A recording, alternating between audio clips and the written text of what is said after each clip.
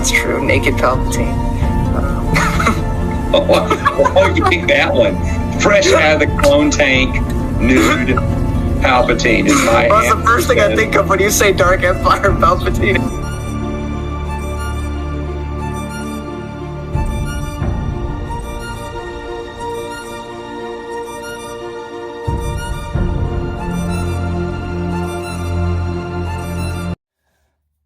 Alrighty, I have been trying for days now to get this out. Unfortunately, I had to move. Drama, real life, my family, because I was still living with my parents. We moved with my grandma, and it's been an adjustment. I'm not trying to be too personal, but I helped out a bit. Now I'm kind of not where I was. Anyway, point being, house is so echoey. It's hard to find private time. I find it hard to read now because I'm an insane schizophrenic man who likes to read the dialogue of the novels I read out loud, and it's kind of hard to do that when I know people can hear me and I feel like a weirdo. And it's extremely hot, so I don't like to sit in my car. So there becomes a predicament of how do I read books as fast as I usually do while also getting these reviews out.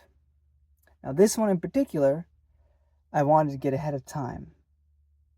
I wanted to have one book in a long time that would actually be concurrent with modern day, because most of my reviews are massively ahead of schedule. I mean, by the time I'm recording this is July 4th, 2025. I have uploaded into December with the Prince of Nothing trilogy by R. Scott Baker. So I am far ahead of schedule still. But I got The Way of Edan 4,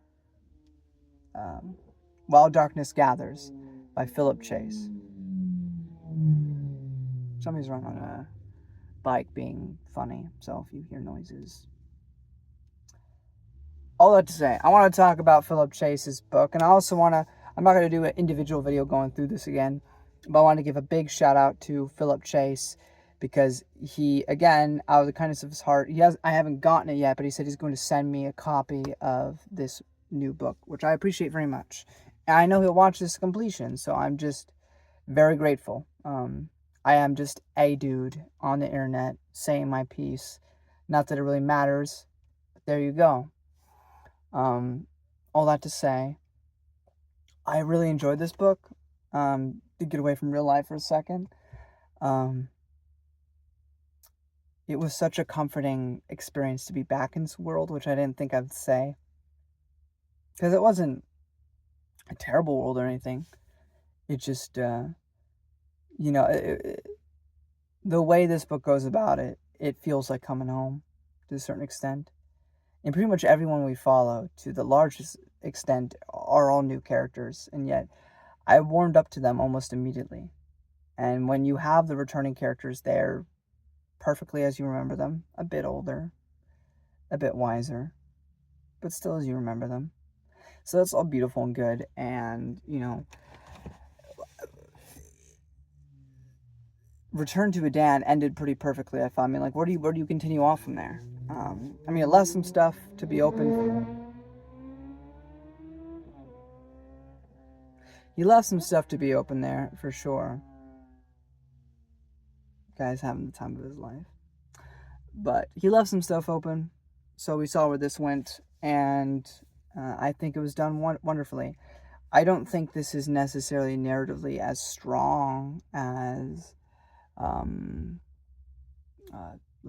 I think Return to Edan is the best of that trilogy, and I definitely don't think this reaches that bar. But again, I don't feel like this book was really trying to do that. It felt a bit more kind of a transition piece into maybe a larger story down the road. I don't know. But I really like the new characters. There's a character named Kel. I won't get in too much into that in non-spoiler, especially since this is a brand new book. But I really loved Kel. I really loved Royale. I don't know how you're supposed to pronounce her name. Royale. It's Riall. I don't know how you're supposed to pronounce that. Riall. I don't know. I like the name. I like her though. I also like Voland. I think he's pretty. He's probably my least favorite of the big trio here, but I still enjoy him. I enjoy all the returning characters. You know, of course, we got Gorn back. We got Saquara back. Loved seeing them all again. Loved being back in this world again. And if you loved the trilogy, or if you enjoyed the trilogy, or if you even just liked the trilogy, I really think you'll get something out of this. And you don't necessarily need to have read the previous 3 to enjoy the story. This is fairly standalone, and anything that you wouldn't understand, Philip Chase is, sure to kind of recap for you. But it won't have the same narrative weight if you haven't. So I would just say, if you're really struggling with money, you can still get these books on Kindle for fairly cheap. And I know Kindle's a whole other bag of worms, but, if you don't have the money, it is an evil, I suppose. But, it is a cheaper way of reading these stories. And I do recommend it. Philip Chase, he may be a YouTuber, but I feel like with that, here's what I'll say. If it was just this book that he wrote, I'd be like, it's solid. I do think there's moments that transcend that, but the majority of the book, I'd say it's pretty solid. But it was that trilogy, and especially Return to Edan by Philip Chase, that really went, no, this is not just like a YouTuber making a book. This is a novelist. This is somebody who actually writes really well and tells a compelling story and has something to say, and not that I claim to necessarily know exactly what Philip Chase was thinking throughout that, but, I have my little spiel near the end of Return to Edan. You haven't seen those yet, by the way. I guess I should mention that too. You're like, what are you talking about this book? Like, you haven't reviewed the other ones. I have. I just reviewed them massively ahead of time. I actually was reading them back during, I was reading it. I had people looking at me funny. I had read them back during March when I went out to Arkansas to meet a friend, and I was reading Return to Edan on the plane ride. So March was a while ago now. You'll be seeing the first Wave Edan review at the end of August, and the next 2 will be following, back to back in September. So you have that. If you want to know my in-depth thoughts of the original trilogy stories that Philip Chase wrote, they'll be coming soon. And if you want the short and brief, I really enjoyed them, and especially the third one. I kind of went on a spiel near the end, but it touched me, and I really connected with it. At first, I didn't, and I really warmed into it, and I really appreciate Philip Chase's writing. I wouldn't say it's the most flowery prose in existence or anything, but I think it's simple while also being profound in certain sections, if that makes sense. So, do I recommend While Darkness Gathers? Yes. Do I think you should read it before the trilogy? Maybe, if you really don't want to invest in a trilogy and you just want to kind of taste of what Philip Chase has to offer. This is a shorter book too. But at the same time, I would not do this beforehand. I think you fundamentally miss some things if you don't do it. So, that's my piece. That's my thoughts. And, yeah. So, I'm getting to spoilers. If you don't want any spoilers, well, there's the door. I don't have too much. We get introduced. We get Oriel, Kara, Ewan. Most of these characters end up not mattering as much as I thought they were. Yersha, Balfos.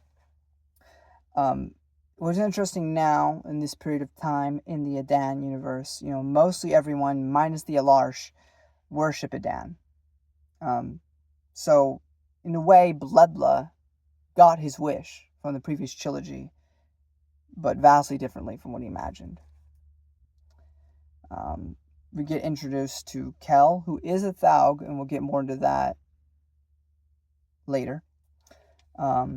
We have Voland, who is the son of Orvandil, so that's pretty cool. I love patching the Tor stories where you get, it's automatically kind of like ripe for storytelling, right? Because it's like you have this character that you really like, and this new character comes in, and all they got is the blood of this character that came before, and they still have to make their own mark separate from what came before. nepotism is a thing, but at the same time, you got to make your own mark. So, if I were to use a real life equivalent, I don't know, like the girl that was in Nosferatu, that's the daughter of Johnny Depp, you know. She's got the name of a famous man behind her, but she really showed her props in that film, I think. Nord comes back, and of course we love our Dwarg. And then I'll be back in a moment. Alrighty. Gorshra, the dragon, that the prophet used at the end of the book, of the last book, is attacking villages for some reason. Rial, she seems to be powerful, like extremely powerful, like she has a bit of the elf inside her, almost. Kel offers Royal and Voland transportation because she says she can stop this darkness upon everything. Then we get confirmation that the elf shard is inside her. Why is that? Well, bigger revelation later. We also learn Kel is Voland's half-brother, which is interesting. And there's a really good Saren scene. Probably my favorite scene. I guess it's a rather small scene, but to me it hit me the hardest. Was Saren as an older lady. Riel's feeling toward her. She basically raised her. And everything about that scene, she wants to heal her. Is that the right thing to do? Should she do that? Everything about it and everything that Saren says in that scene is just... And again, it won't hit you as hard, I think, if you haven't read Return to Edan and seen her. So I think that is kind of essential reading. I also think Bolvark the Alarsh is extremely interesting. We also know that Voland's sword was made by dwarves, or inspired by. He knows how to make them himself. So that's pretty sick. Sequara and Norn reminisce and discuss Rael's parentage, which is where we learn that Rael is Sequara's daughter, and that she had Saren raise her for her. And that's why the elf is inside her, because it was inside her father. The Bolvark and Sigra scenes are also some of my favorite. The Alarsh could just be the big bad, or the main antagonist outside of, the elf. I don't even know if the elf's an antagonist, but he's so nuanced, and I love that. I mean, I'm also reading The Prince of Nothing, and you have similar character types with Kunar. I don't know how you pronounce it, but definitely a much more mature, pessimistic perspective. I like the Alarsh here. They're a bit more positive. We also learn, which is really sad, that the dwarves will absolutely die in a generation or two. So that's disappointing. Halvard, younger generation, dying first. I forget what I meant by this. I guess it's just... Oh, yeah. Halvard was a friend of... what's his name? Orvindil, sorry. But he was a younger guy. And he died before Orvindil, and it's just kind of a...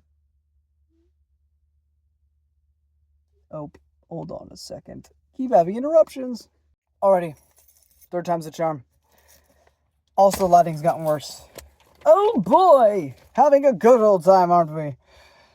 Anyway, Sigra agrees. I didn't even mention Sigra, but Sigra is captured by the Alarsh, and she agrees to marry Bolvark. And she is allowed to teach her children and the tribe about Edan. Now, the earlier thing about that was, at first Bolvark kind of came across as like a very black and white sort of bad guy.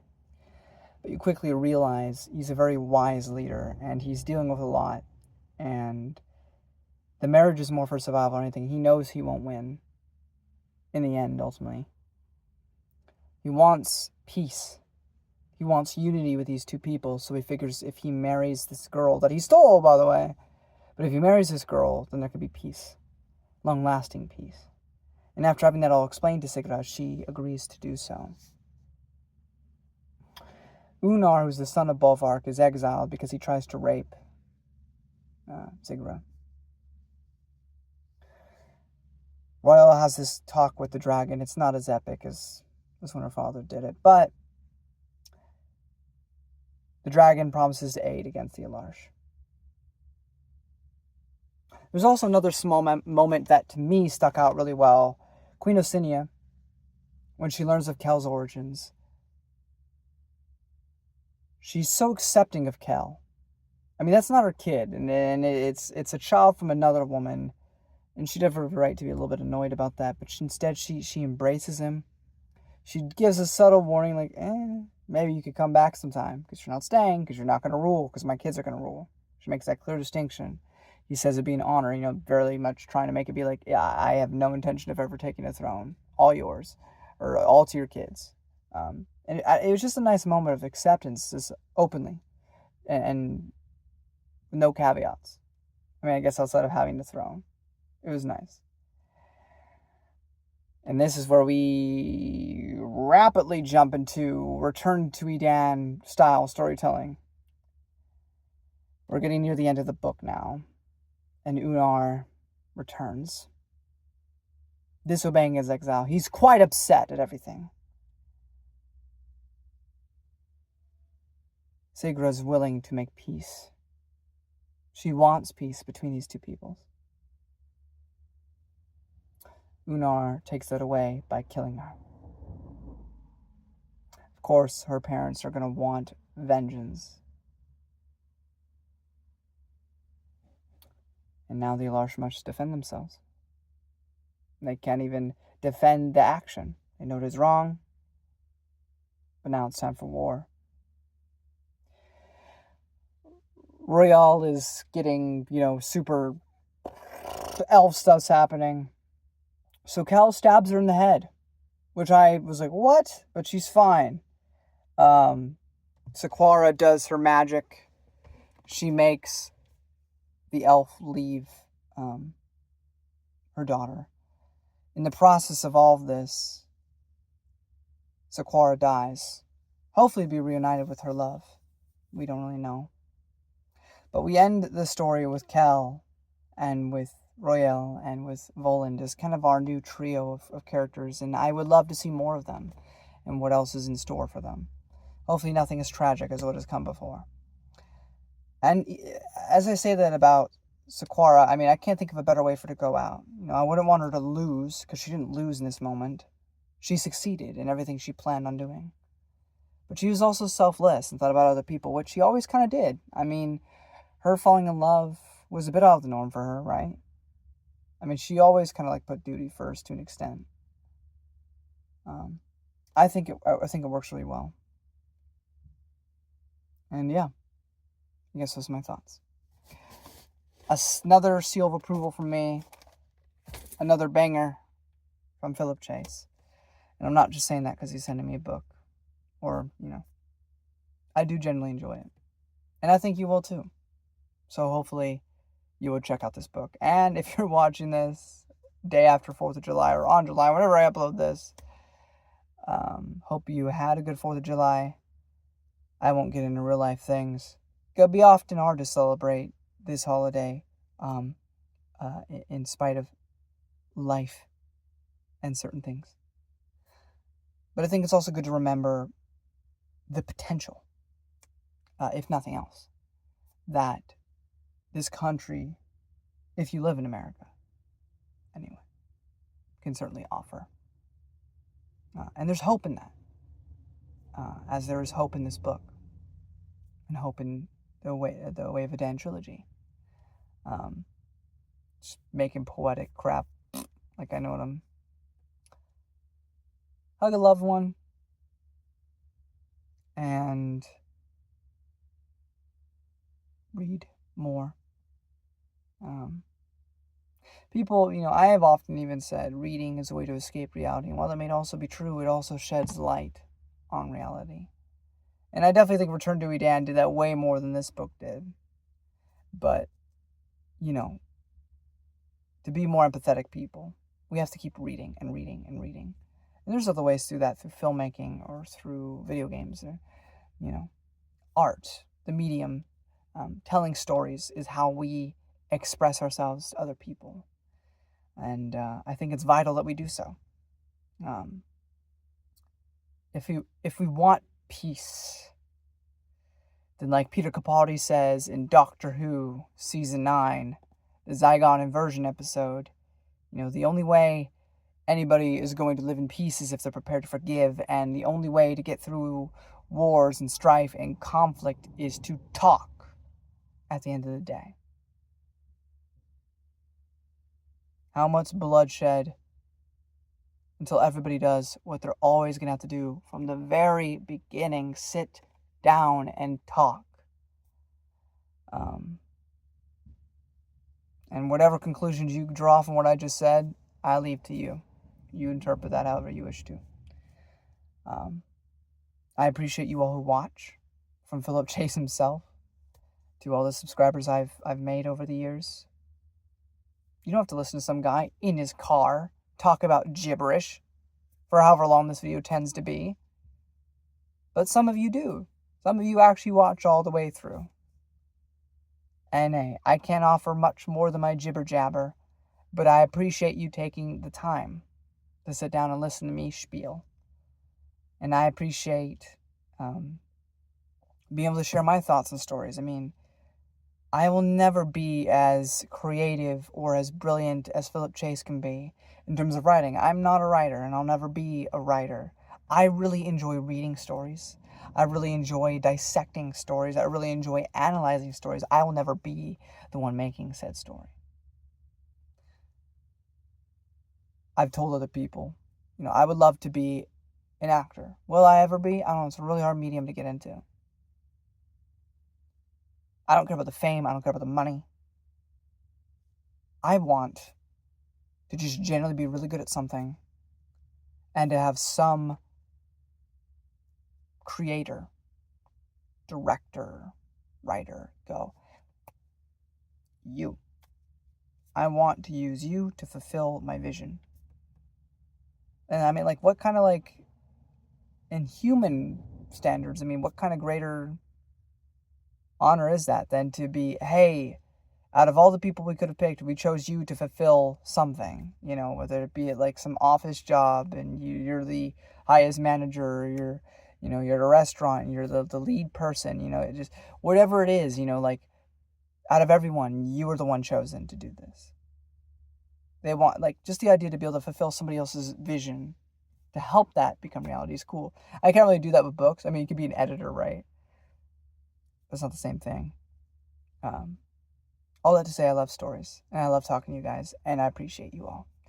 And I always try to make it, especially with books that I like a bit more than others, I tend to try to get some meaningfulness out of it. So I don't always go on spiels like this, but when I do, it's with Dos Equis.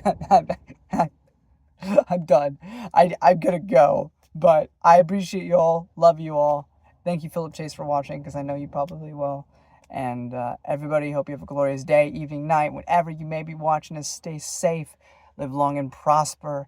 And again, I'll steal from Doctor Who and leave it with this, okay? Always try to be nice, but never, ever fail to be kind. And with that, have a fantastic rest of your time, whatever that is.